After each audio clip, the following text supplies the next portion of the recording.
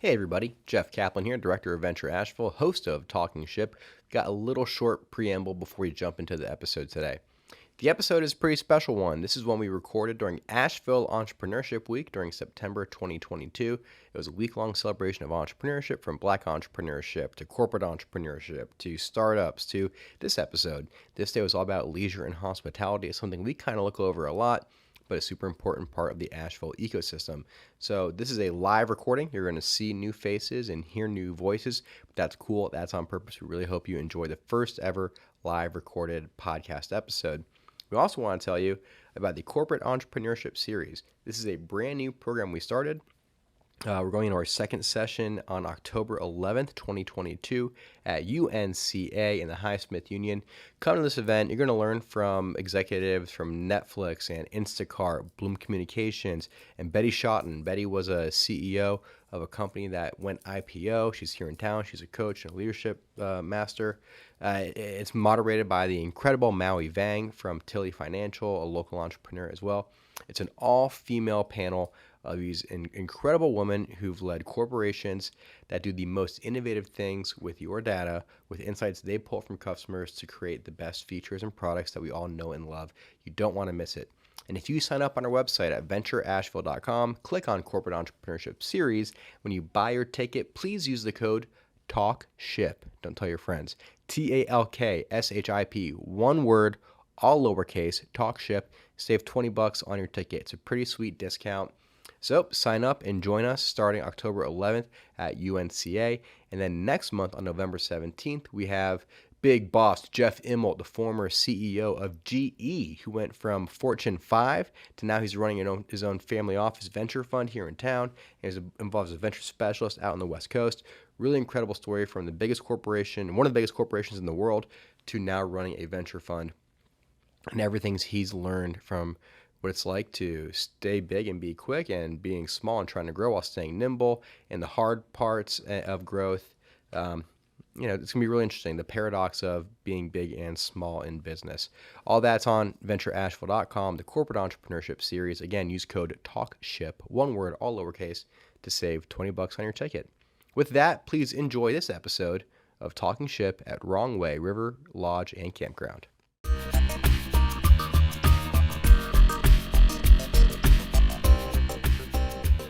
Okay, everybody, welcome to Talking Ship!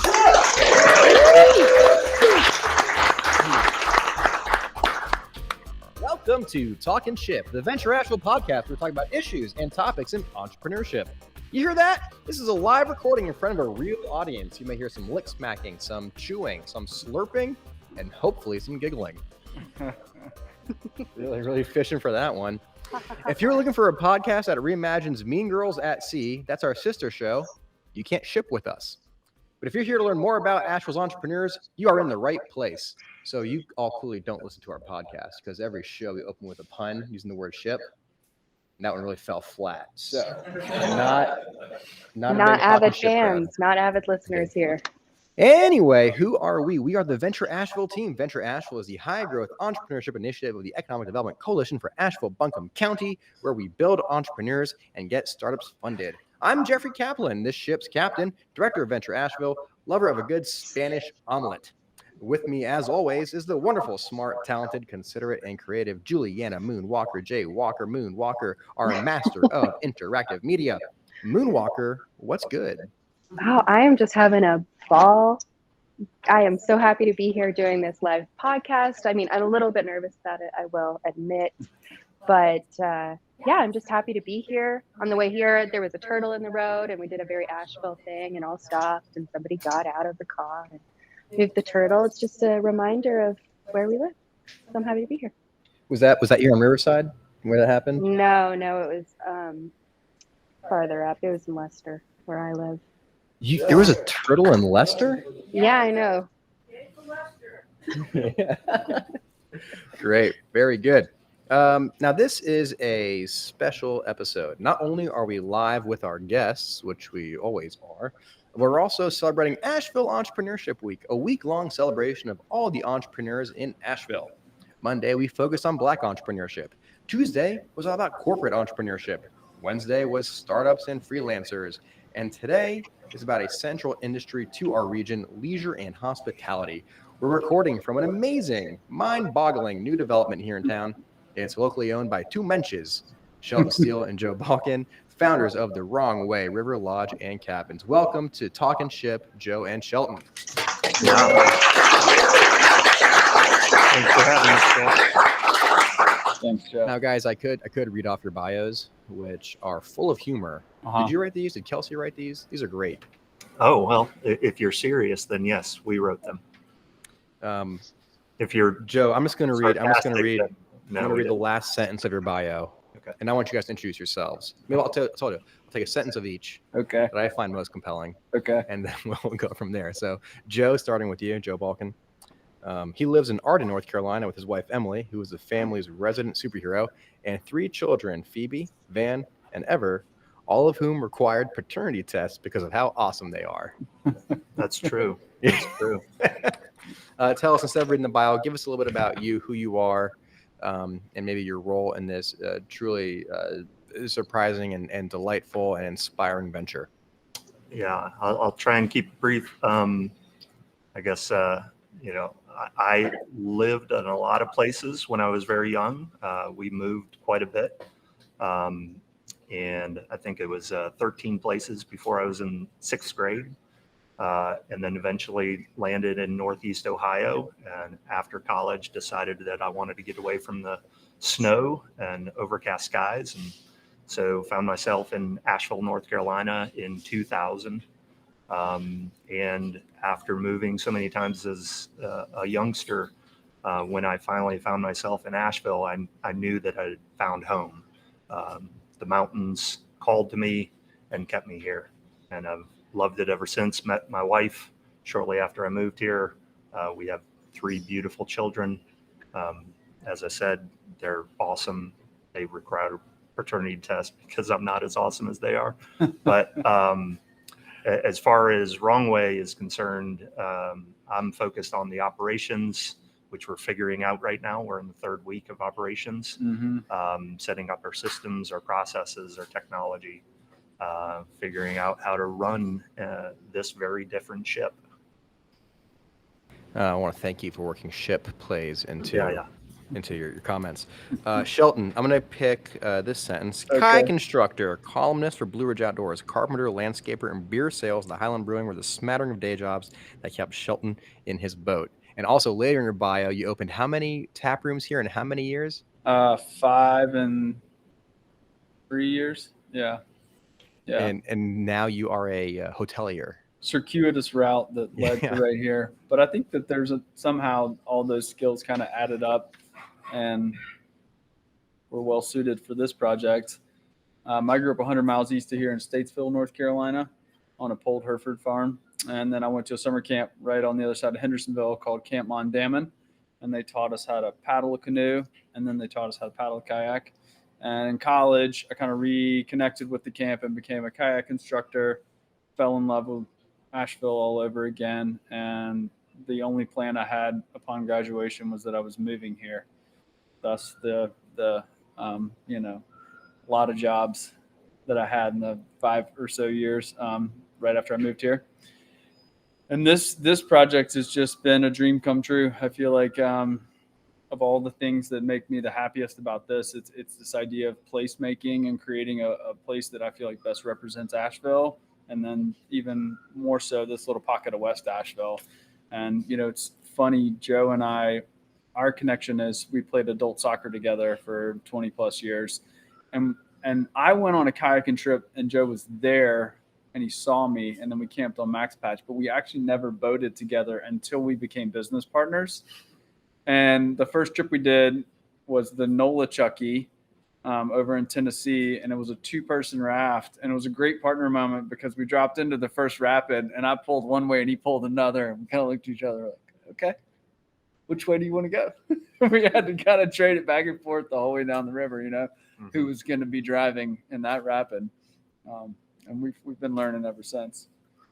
That's great. I love to put every pair of co-founders in a raft or kayak together, canoeing, Yeah. to see how they do for a while. That's right. Learn each other's strengths and weaknesses pretty quickly.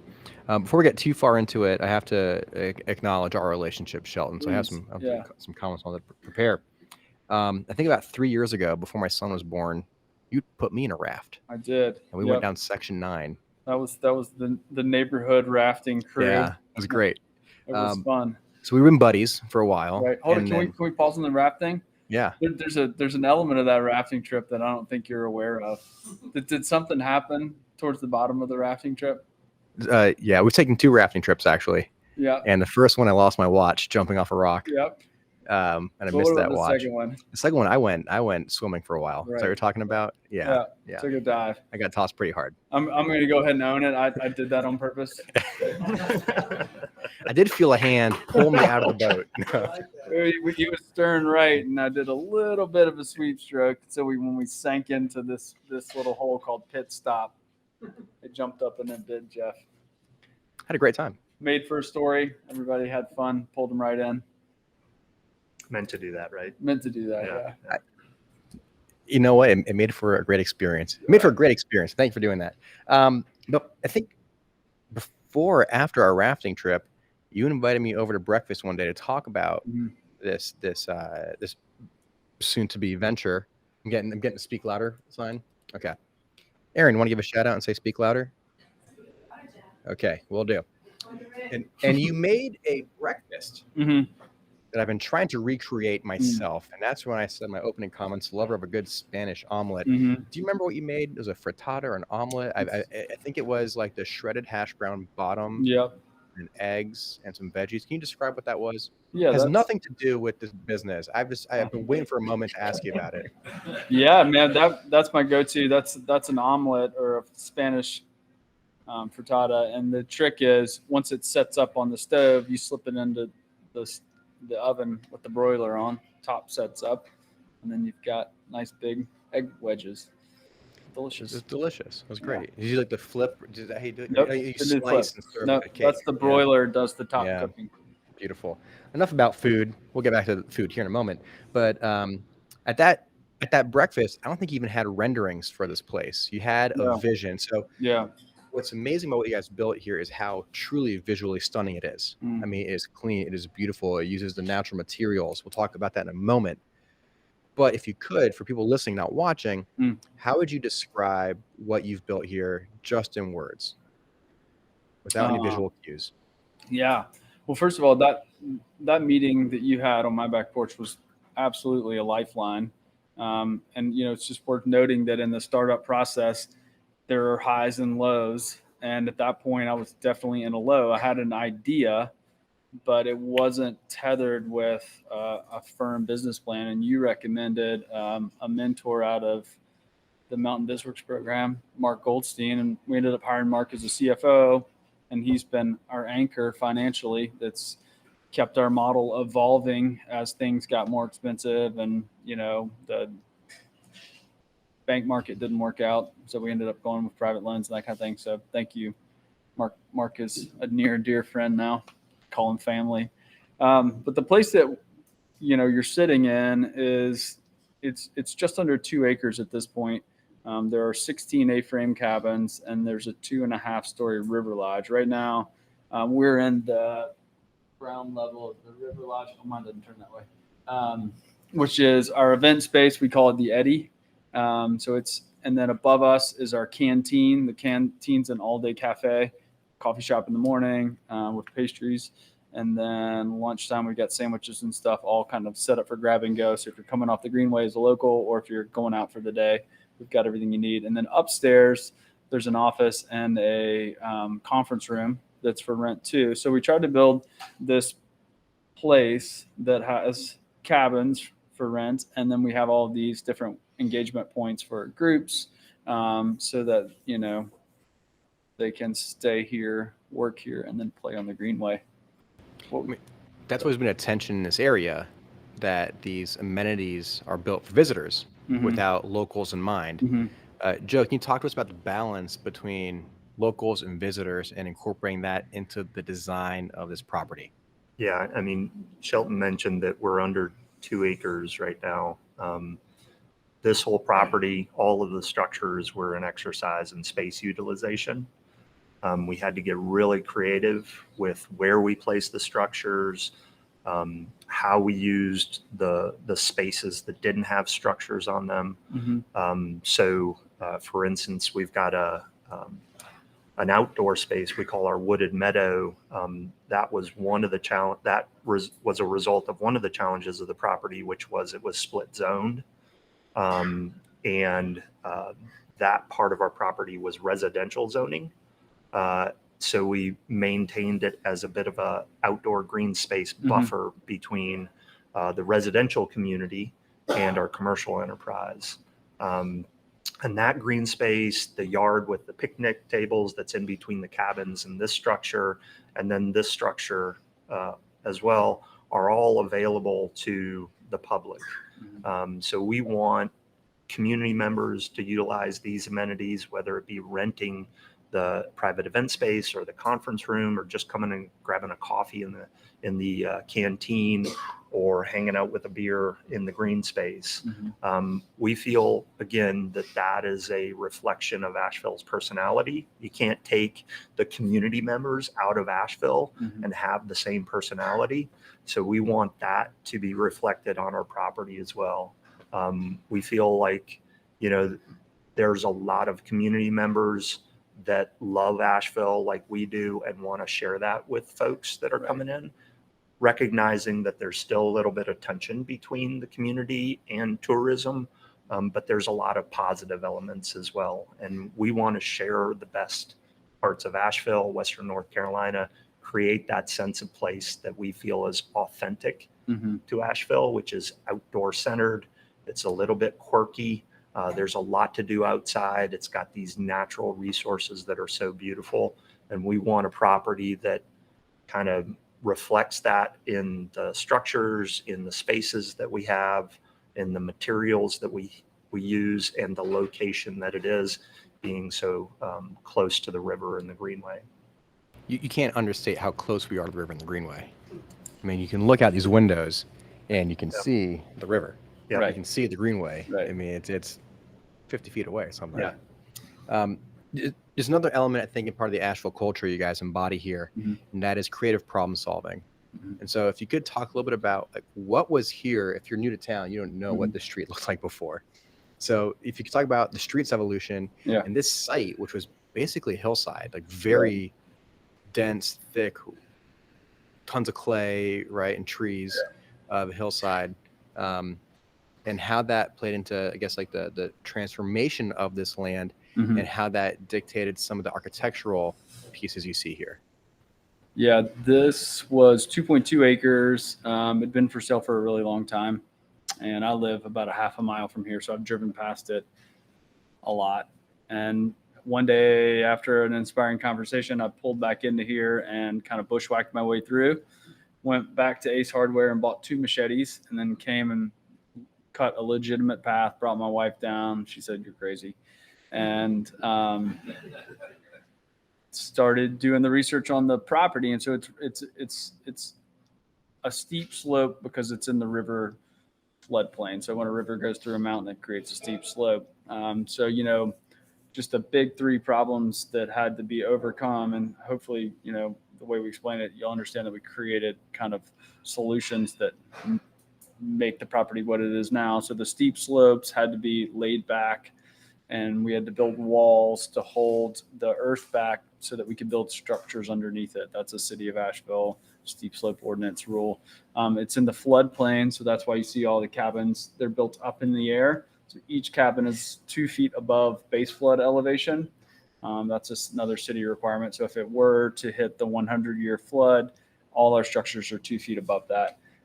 That's why they're on stilts. And then the third thing was what Joe was describing, is that it's a split zoned parcel. So the top piece that's connected to Joyner Avenue was residential. So if you took all 3 of those and looked at them at the same time, and make your head explode, and there's no way that you would have done this. But, good old startup, stubbornness and kind of, stupidity, I would say. That's the word. We tackled them one at a time. And so, the A-frames on stilts, and you can park underneath them like a beach house. The wall became the walkway that connects all of the cabins together. And like Joe said, we divested of 2 lots to lower the basis on the property price, and then retained 2 as open space. And that's become kind of the green space anchor for the property. And what about your values of sustainability Mhm. and what's part of your brand and you two as individuals? How have you worked that into the property and the construction? You go. I'll take it. So Shelton mentioned that we had to mitigate the steep slopes. Part of that, unfortunately, was we had to take down a bunch of trees.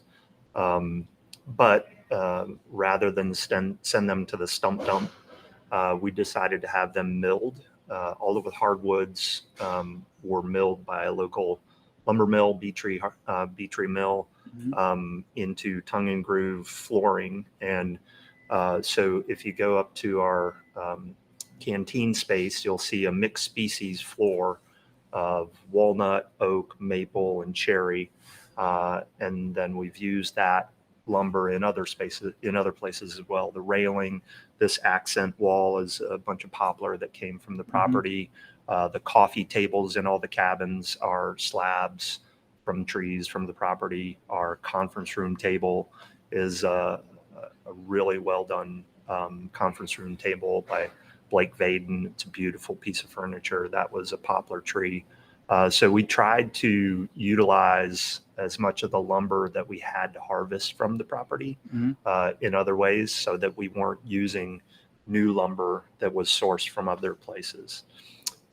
We also acquired a bunch of just really beautiful barnwood from Camp Greer down Old Fort, old youth camp. They milled their own lumber back in the 50s and made barn structures, which eventually they took down, and there was a bunch of white oak barnwood that we purchased, and we used that for the countertops in the canteen, countertops in the cabins, some structural elements in the cabins. So there's a lot of material repurposing that we did.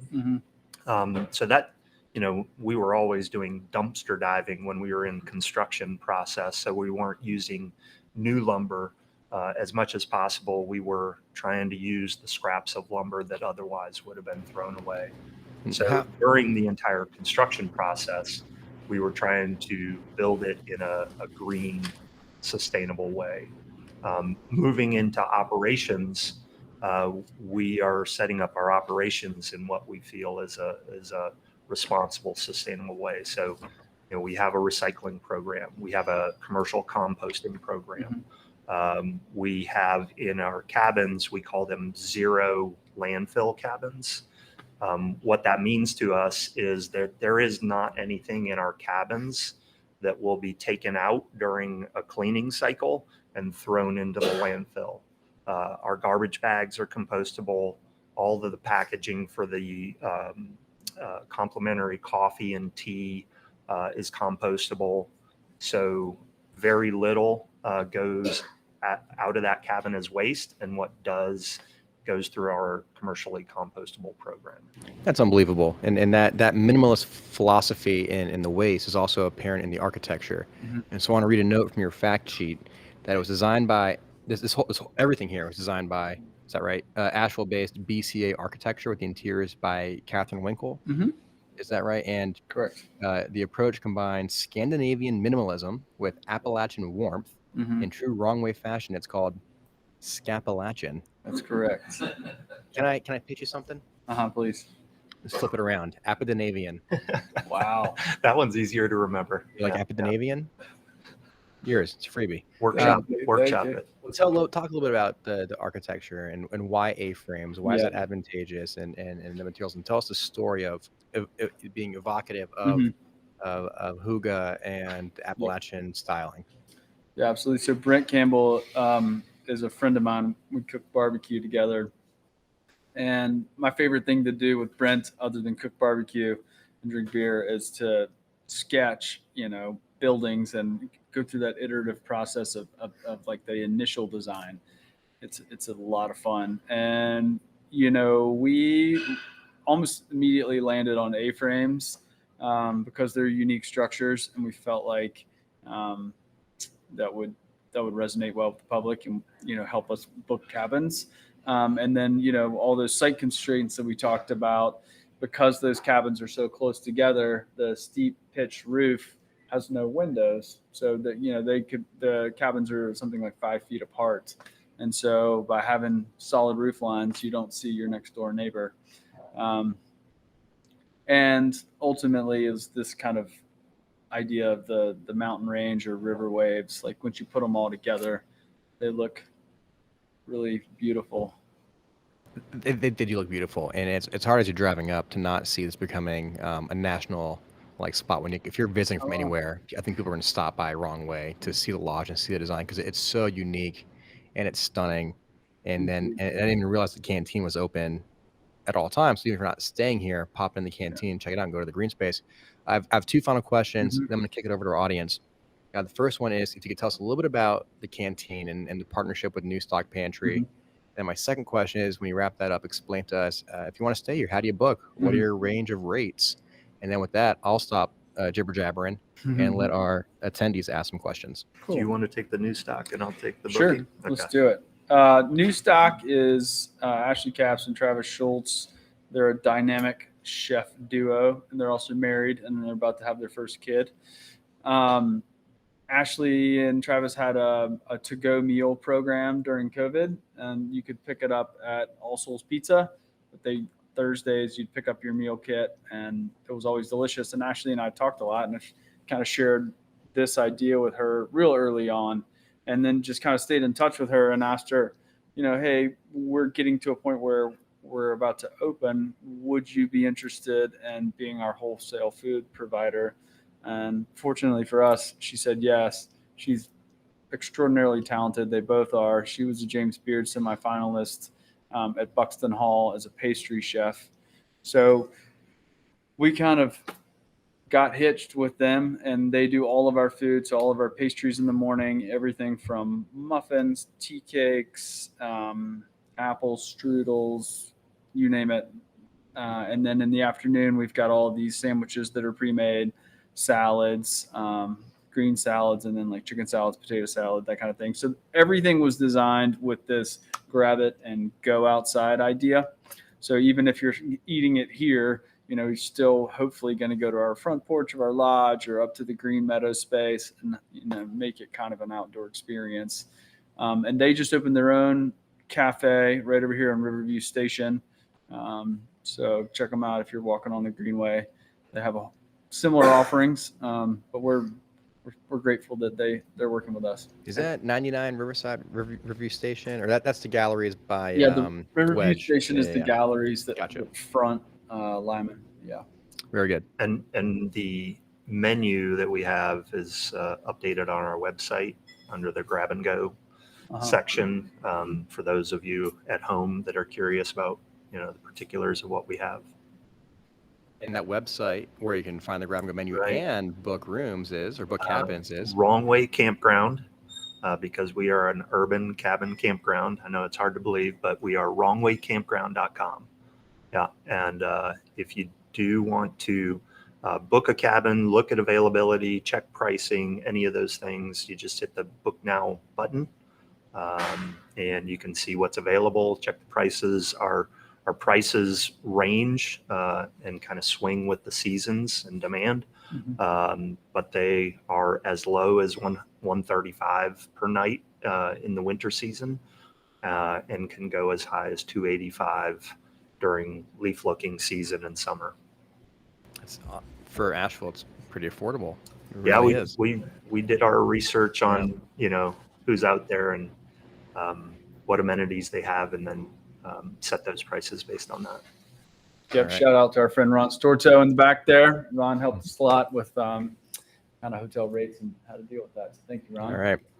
It's awesome. Well, guys, it's been an absolute pleasure with my one-on-one time or two-on-one time.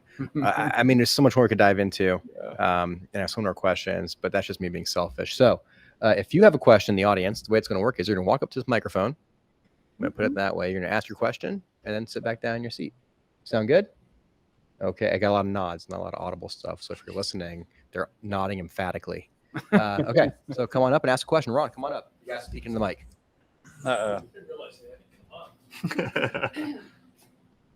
So tell me the story about the naming Oh, of the property.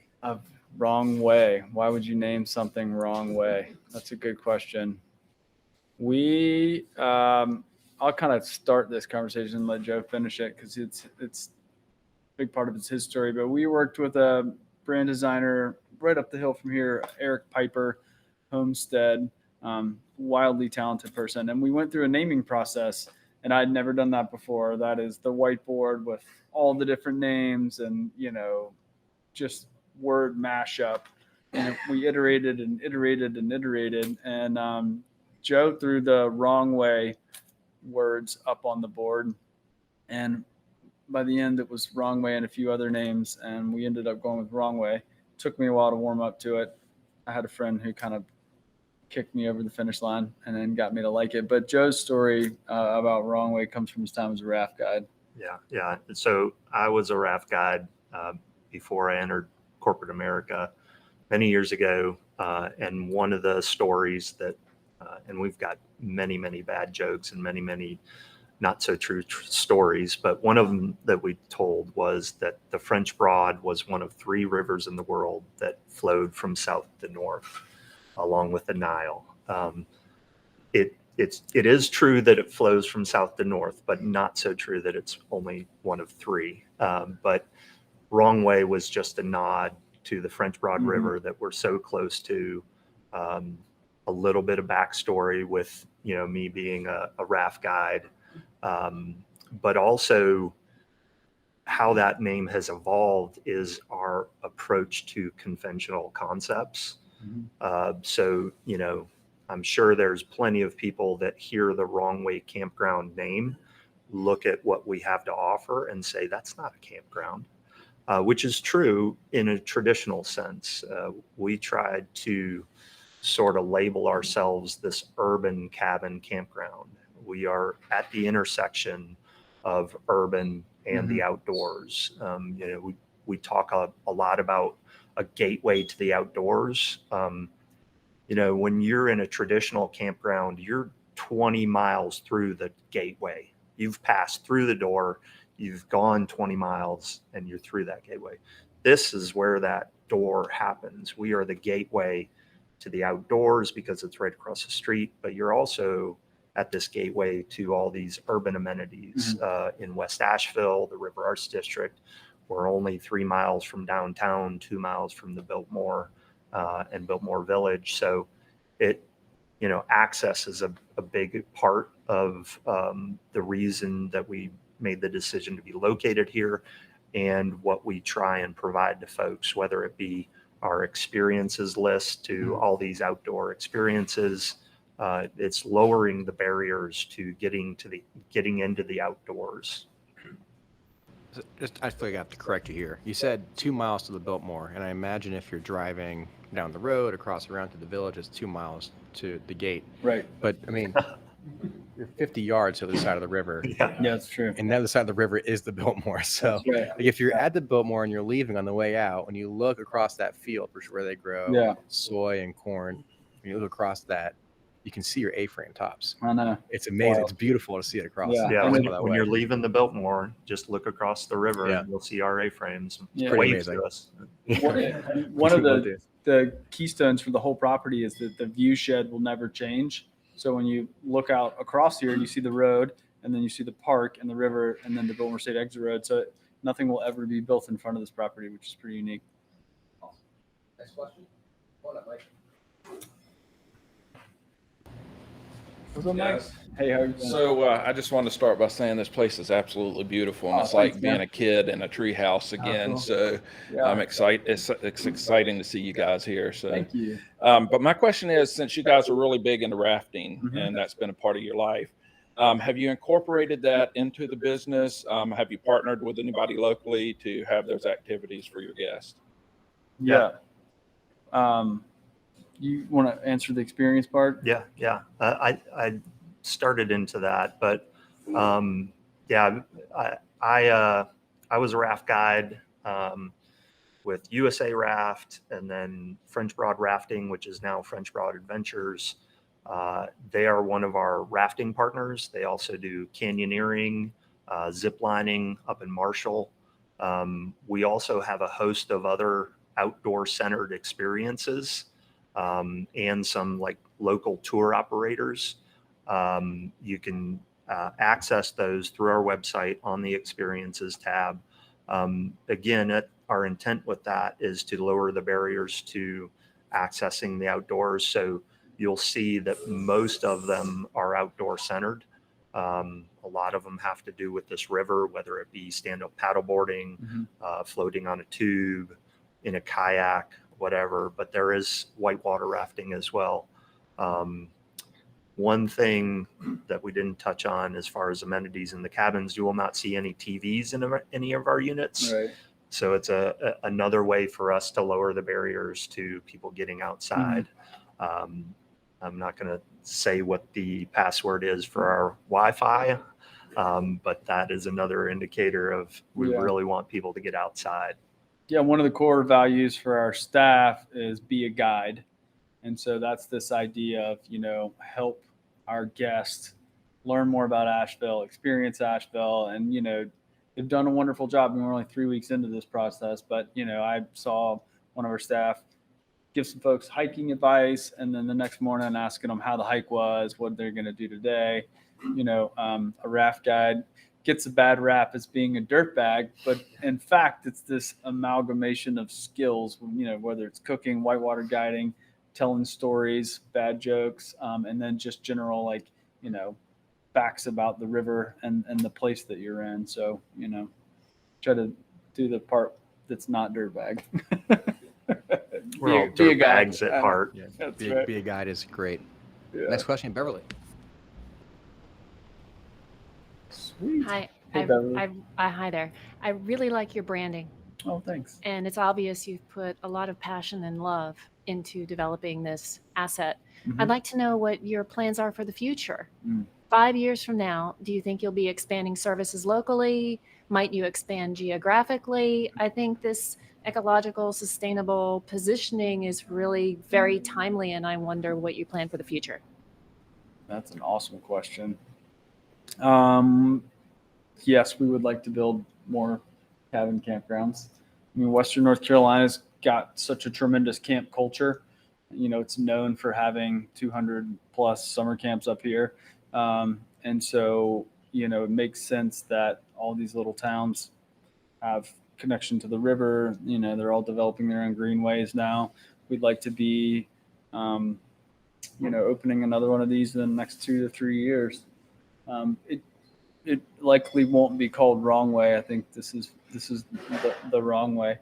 But I feel like, people are looking for unique experiences when they go on vacation, and Western North Carolina's it's got such a rich history of outdoor activities and amenities. It makes sense to try and take this to some other small town in Western North Carolina.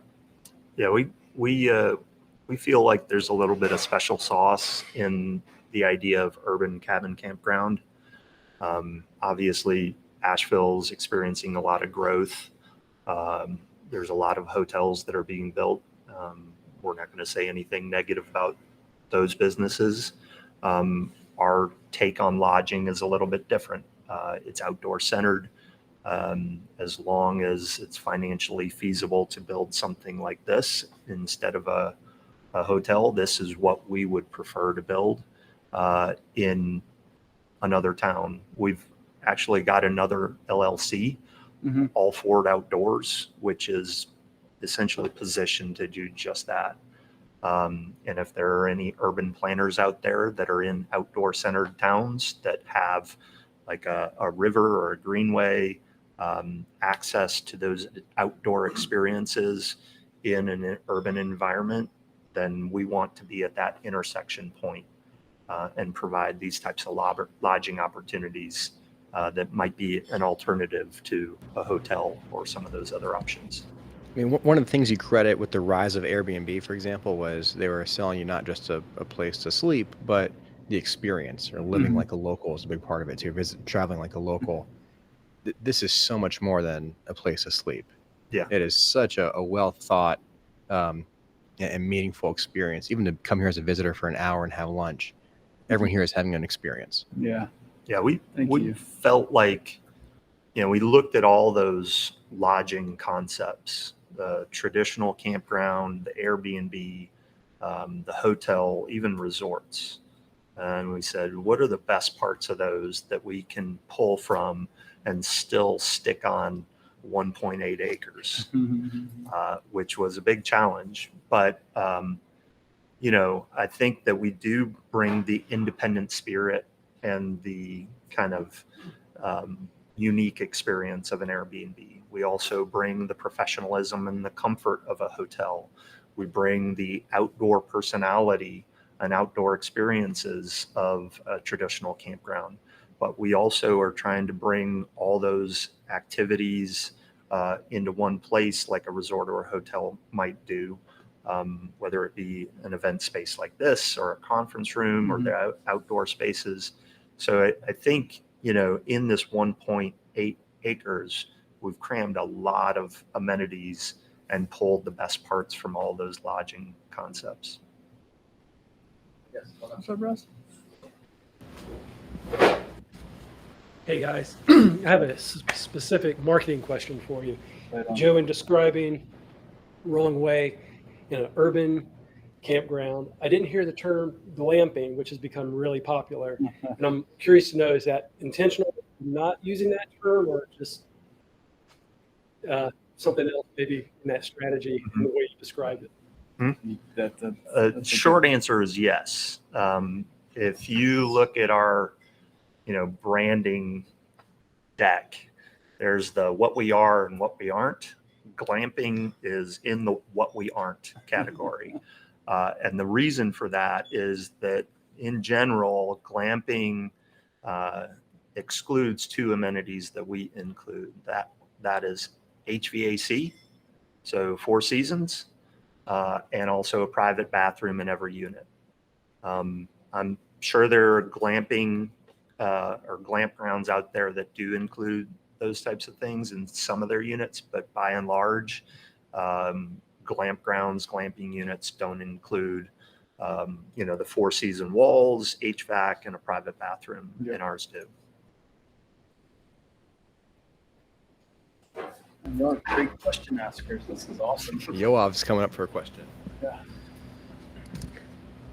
Thanks. And just to reiterate, it's so beautiful here and excited that you guys are open. Yeah. Could you talk a little bit about kind of your strategy of opening to the public, both locally and kind of tourism, and, how you plan or how you already are planning to fill the space, fill the cabins? Yeah. That's a great question, because we're brand new and we're still working on getting more of Asheville to come see us. We're putting a banner up, and sometime in October, we're going to host a big neighborhood party where we try to get our East-West Asheville neighbors down here to come hang out and check us out. But it's really driven by who we are. I live half a mile from here. Joe lived in West Asheville for a long time. And the idea was to be inclusive. There are a lot of places that don't include locals, and we've gotten that question.